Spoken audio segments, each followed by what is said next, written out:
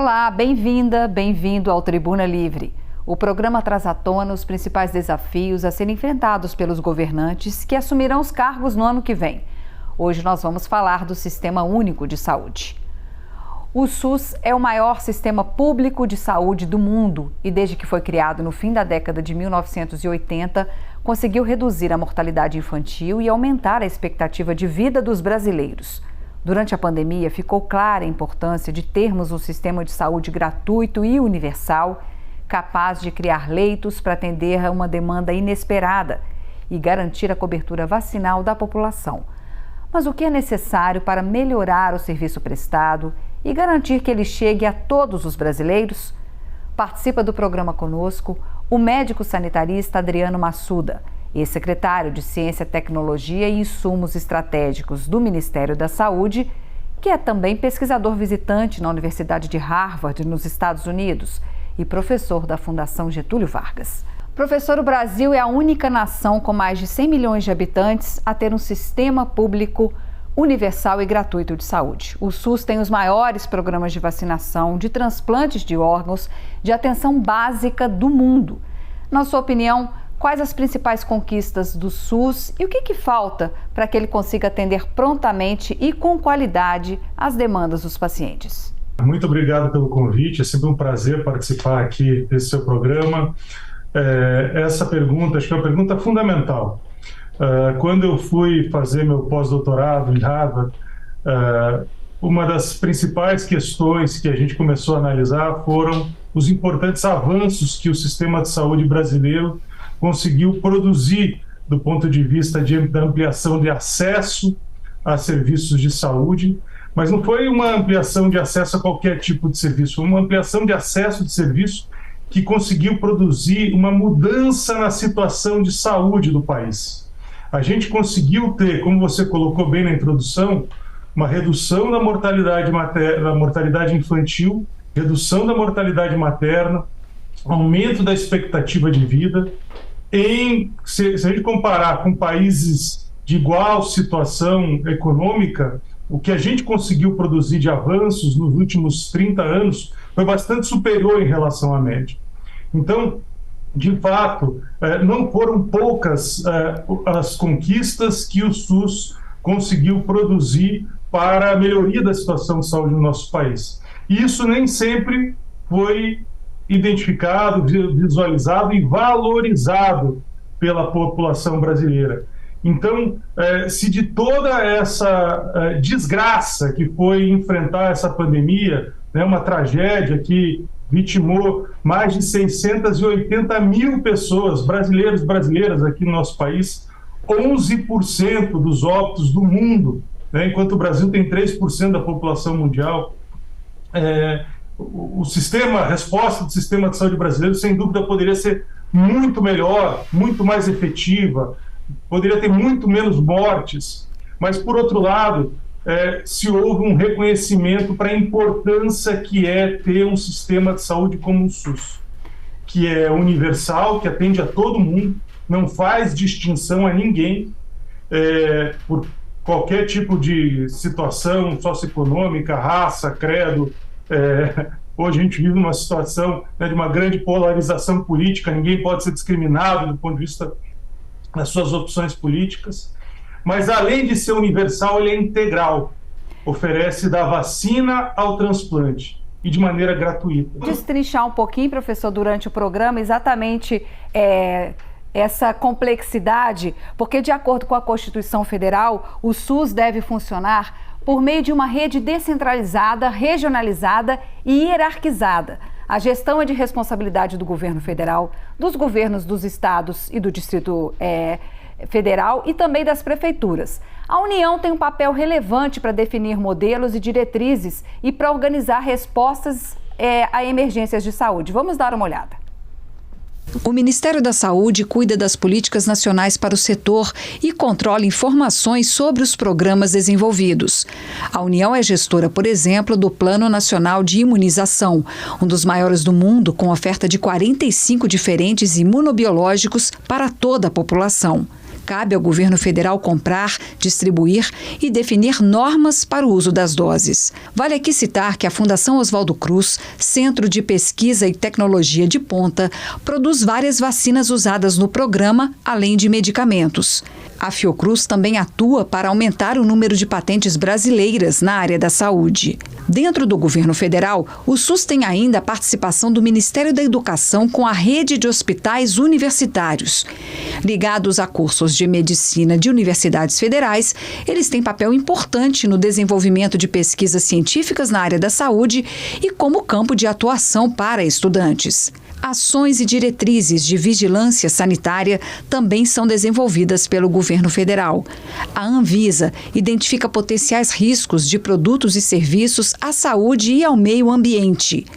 A agência foi responsável, por exemplo, pela proibição de propagandas de cigarros e pela obrigatoriedade de imagens de alerta nas embalagens. A União atua na área de saneamento básico por meio da Fundação Nacional da Saúde. A Funasa planeja ações para a prevenção e controle de doenças nos pequenos municípios e em comunidades rurais e tradicionais. Muitas pessoas, quando pensam no SUS, imaginam postos de saúde, UPAs, hospitais, só que o SUS tem diversas outras atribuições. Professor Adriano, quais as dificuldades de se gerenciar um sistema tão grande, tão abrangente? Os diversos ramos interagem bem entre si? Veja, essa questão da coordenação num país que é continental, com um sistema de saúde descentralizado para o nível municipal, sem dúvida é uma enorme complexidade. Mas talvez o maior desafio para o gerenciamento do SUS, eu já fui secretário municipal de saúde, secretário de saúde em Curitiba. Hoje é a questão do financiamento. O subfinanciamento que a gente enfrenta no sistema de saúde brasileiro é crônico e foi piorado nos últimos anos. Quando a Constituição brasileira definiu um sistema de saúde universal, integral, ela colocou que 1/3 do orçamento da Seguridade Social deveria ser destinado às ações de saúde pública. Isso, lamentavelmente, não foi regulamentado. E o SUS opera hoje com um subfinanciamento bastante importante. Só para você ter uma ideia, de tudo que se gasta em saúde no Brasil, que hoje chega a quase 10% do PIB, não é pouco, apenas 42% desse recurso vai para o SUS. 58% dos recursos gastos em saúde vão para o setor privado. São gastos com operadoras de plano de saúde, gastos de desembolso direto.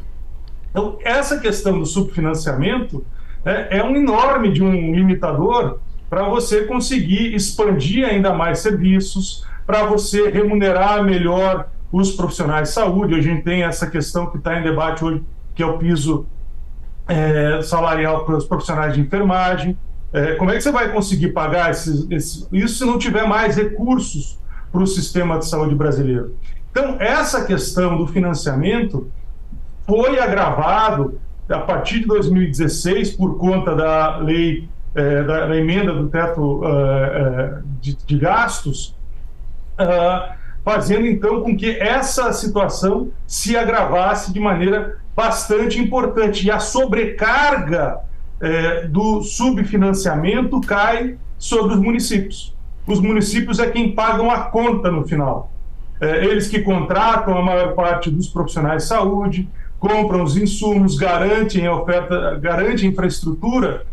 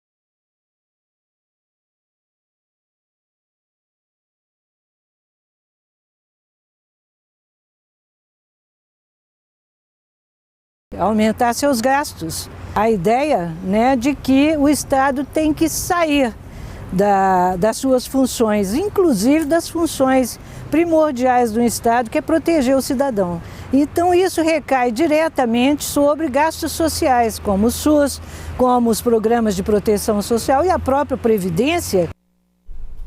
Bom, nós já falamos aqui sobre questões que acabam sobrecarregando os municípios.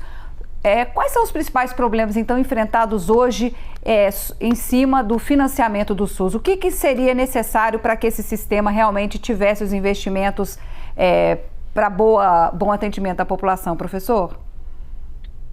Olha, primeiro precisa garantir mais recursos para o sistema de saúde. Quem tem condição de colocar mais recursos no sistema de saúde é o governo federal, né? Então é preciso que se encontre espaço fiscal para financiar o sistema de saúde brasileiro.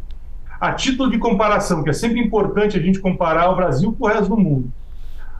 Países que têm sistemas de saúde estruturados, bem organizados, que ofertam assistência a toda a população, como o SUS busca fazer, colocam pelo menos 70% dos recursos em saúde são recursos de fontes públicas. Como falei, a gente está em 42%. Então, primeira coisa, a gente tem que aumentar o gasto público em relação ao PIB, que hoje está em 3,9%, para pelo menos 5%, buscando chegar em 6% do PIB como gasto público em saúde. Então, essa é a primeira coisa.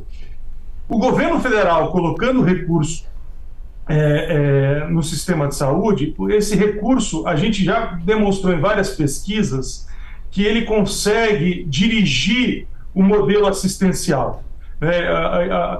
O recurso ele tem que ser associado a investimento em áreas que são estratégicas para o sistema de saúde. Foi graças ao repasse federal para municípios que a gente conseguiu fazer uma grande expansão do Programa Saúde da Família.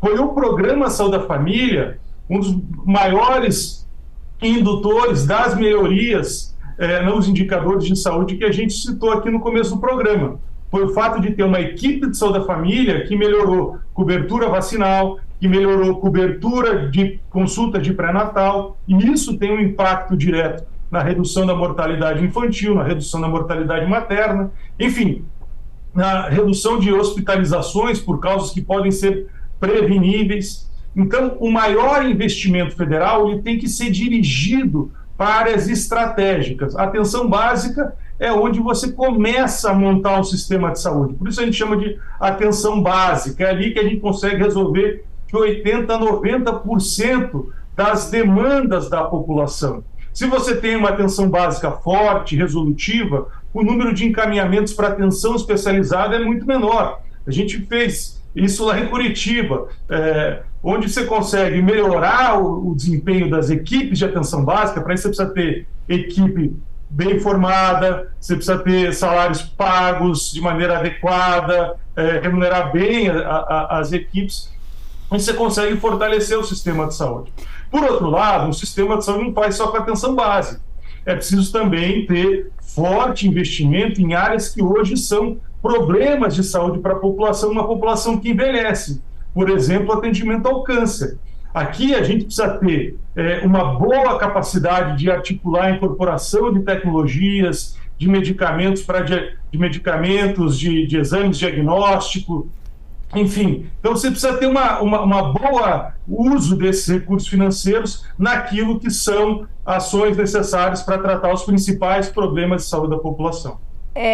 O senhor acha que é preciso rever essa divisão por complexidade, por exemplo, que hoje nos pequenos municípios está prevista praticamente assistência básica, né? Aí nos municípios de médio porte, falando de uma maneira mais genérica, né? Aí sim, uns atendimentos com tecnologia para tratamentos como câncer e as altas complexidades que né, alguns hospitais que não estão em todos os municípios. O senhor acha que falta também uma revisão de acordo com novas necessidades que vêm surgindo da nossa população? Falta uma redistribuição das responsabilidades federativas. A gente fez o SUS através da de maior participação dos municípios na prestação de serviços de saúde. Antes do SUS, os municípios praticamente não tinham um papel relevante na prestação de serviços. Com o SUS, os municípios passaram a ser os grandes protagonistas na prestação de serviços. Então, a gente conseguiu ter uma grande capilarização da rede assistencial brasileira em função do papel que os municípios, né, passaram a ter. Entretanto, isso cresceu, mas com grandes desigualdades, que a gente tem 5.570 municípios no país, 70% desses municípios com menos de 20 mil habitantes, com baixa capacidade de ofertar serviços de maior complexidade. E aí, o que estava previsto na organização do SUS, que era fazer uma rede hierarquizada de serviços de diferentes complexidades, não acabou acontecendo de maneira efetiva. E para isso, a gente precisa, então, organizar o que a gente chama de regiões de saúde. Que é o que a grande maioria dos sistemas de saúde no mundo descentralizados fez. Pouquíssimos países descentralizaram a gestão do sistema para o nível dos municípios. A maior parte dos países que descentralizou para nível dos estados, ou no máximo das regiões de saúde. Então, o que a gente precisa no Brasil é dar apoio aos municípios dentro de organização de regiões de saúde que agrupe municípios numa mesma região para ofertar serviços de maior complexidade para essa população. Esse é um dos grandes desafios. Se a gente pode apontar 3 grandes desafios para o sistema de saúde da próxima gestão presidencial, dos governos estaduais, são melhorar o financiamento, fortalecer a atenção primária e organizar redes assistenciais dentro de regiões de saúde. São esses os grandes desafios que a gente tem para o desenvolvimento do sistema de saúde nos próximos anos. No caso de Minas Gerais, nós temos 853 municípios, 14 macro-regiões e 89 micro-regiões de saúde, né? Essa política de atendimento regionalizado, segundo o governo do estado, tem exatamente o objetivo de que cada micro-região seja capaz de fornecer serviços de média complexidade e as macro-regiões forneçam serviços de alta complexidade. O senhor tem falado de gastos dentro dos gastos da saúde, em torno de 40% destinados ao SUS. E o restante dessa verba? Quer dizer, o sistema está disputando com o quê? O que é necessário fazer, então, para a gente aumentar o gasto dentro da saúde com o Sistema Único de Saúde? Veja, esse quase 60% é o gasto privado.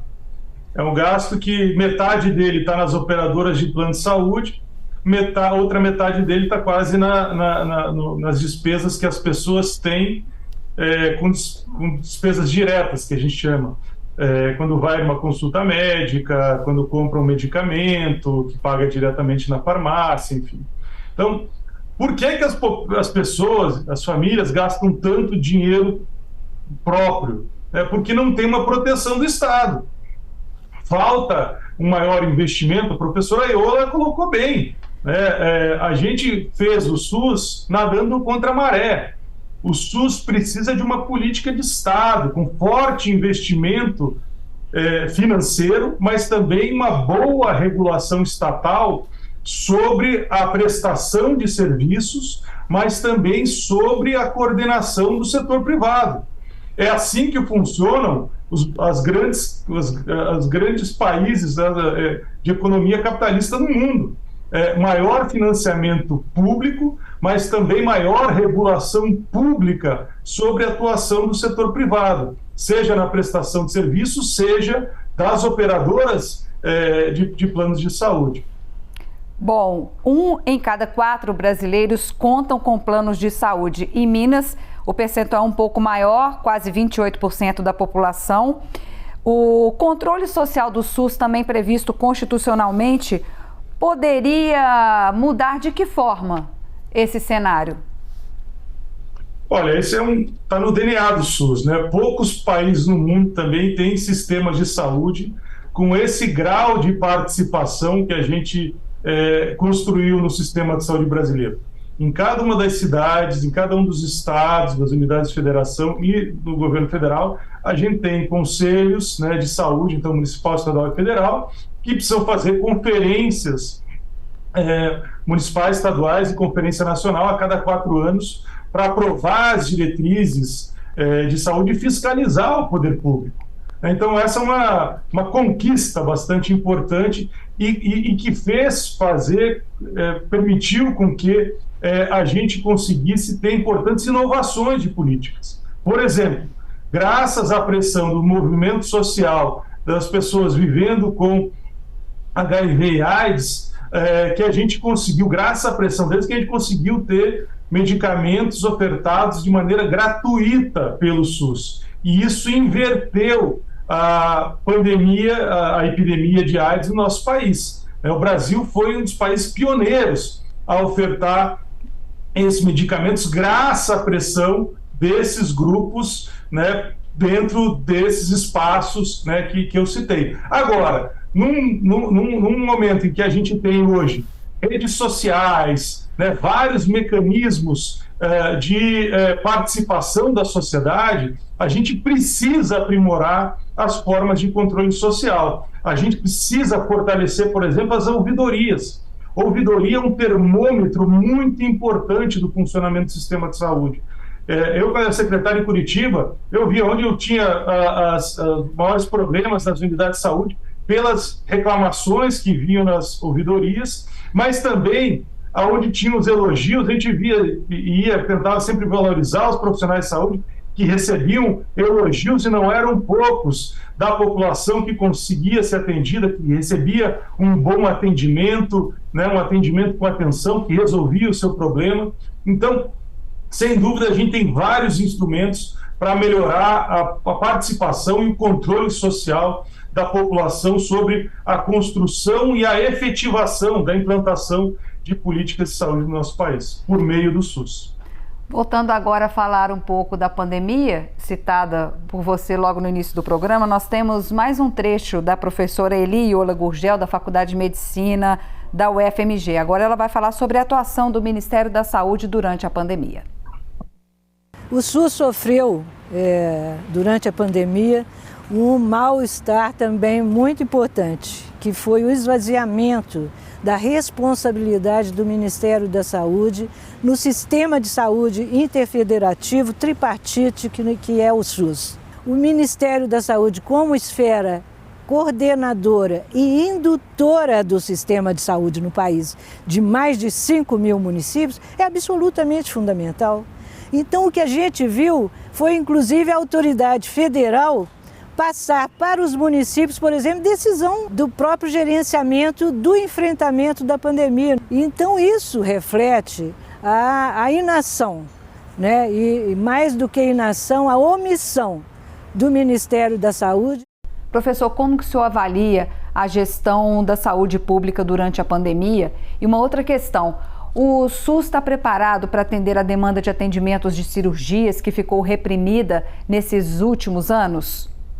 Olha, eu vou além do que a professora Iola colocou. Eu acho que além de omissão teve negligência, teve imprudência, imperícia do Ministério da Saúde, todos os crimes cometidos que a CPI revelou de maneira bastante importante. O Ministério da Saúde ofertou medicamentos que não têm, orientou a prescrição de medicamentos que não têm evidência científica para o tratamento de uma doença, né, extremamente letal, como foi a Covid. Esse tipo de situação, um medicamento, quando você dá sem ter orientação, sem ter evidência, pode ser um envenenamento da população. Então, é muito grave o que aconteceu no Brasil, é muito grave o papel que o Ministério da Saúde cumpriu, que evidentemente, como ela colocou de maneira bastante precisa, no sistema de saúde descentralizado, o Ministério da Saúde tem o papel de fazer a coordenação nacional desse sistema. Foi assim em outras epidemias, foi assim com a H1N1, foi assim com a Zika. O Ministério da Saúde reúne a inteligência do nosso país, que não é pequena em saúde pública.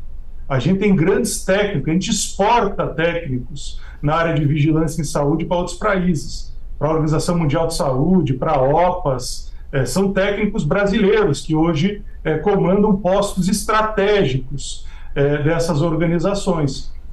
Aqui no Brasil, o Ministério da Saúde sempre cumpriu esse papel, um papel, né, fundamental. Para 5.570 municípios, você precisa ter orientação técnica do que precisa ser feito. Então, deixou de fazer e quando fez errado, né, orientou ações que não deveriam serem realizadas. Do ponto de vista da demanda reprimida, a gente tem estudado, publicou um artigo na Lancet recentemente, demonstrando que, comparando 2020 com 2019, o Brasil deixou de produzir, por meio do SUS, 25% dos procedimentos que produziam, em média. Alguns procedimentos caíram mais, né, consultas básicas, exames diagnósticos, cirurgia de baixa complexidade, e aí provocando, então, um aumento do represamento de algo que já existia antes. A gente tem que ver que de 2016 a 2019, o SUS veio num processo de enfraquecimento, de perda de capacidade produtiva. A redução da cobertura vacinal não começou na pandemia, começou já em 2016. Ela se agravou na gestão Bolsonaro e depois na pandemia. Então, a gente tem aí, hoje, né, uma crise sanitária extremamente grave. A gente tem que olhar que são diagnósticos que deixaram de ser feitos, tratamentos que deixaram de ser iniciados no tempo adequado, e com isso são pessoas que estão com problemas de saúde agravados, que acabam chegando nas emergências com diagnósticos de cânceres, com diagnóstico de problemas cardiovasculares, já em situação bastante agravada. É essa situação que está chegando hoje nas emergências do nosso país. Para inverter isso, nós vamos precisar ter, na próxima gestão, primeiros 100 dias, vamos precisar ter uma força-tarefa extremamente importante para recuperar a cobertura vacinal, mas ampliar a capacidade de produção assistencial para recuperar, pelo menos mitigar todo esse represamento que acabou acontecendo nos últimos anos, né, agravado pela pandemia. Então, para isso, vai precisar ter mais recurso financeiro, tem como fazer o SUS produzir sem ter investimento, mas mais do que isso, vai precisar ter gestão, vai precisar ter uma boa coordenação nacional. E essa coordenação nacional vai precisar ser feita de maneira orquestrada. O Ministério da Saúde não faz nada sozinho, ele não é executor. Quem executa são municípios e estados. Isso vai ter que ser negociado com governadores de estado e com os prefeitos das cidades brasileiras para que a gente aumente a capacidade de produção do SUS na direção certa. Não adianta colocar recursos por meio de emenda parlamentar, por exemplo, que aí você não orienta o que deve ser feito na direção do que o sistema de saúde precisa, e sim naquilo que o parlamentar que bota a emenda tem interesse de fazer, que muitas vezes, ou melhor, na maioria das vezes, não está associada às principais necessidades de saúde que a população apresenta. Obrigada pela sua presença, Adriano Massuda, que é médico sanitarista, pesquisador visitante da Universidade de Harvard e também professor da Fundação Getúlio Vargas. Agradecemos as suas reflexões sobre os desafios do Sistema Único de Saúde. O Tribuna Livre fica por aqui. Para rever esta e outras entrevistas, acesse o portal da Assembleia. E até o próximo programa.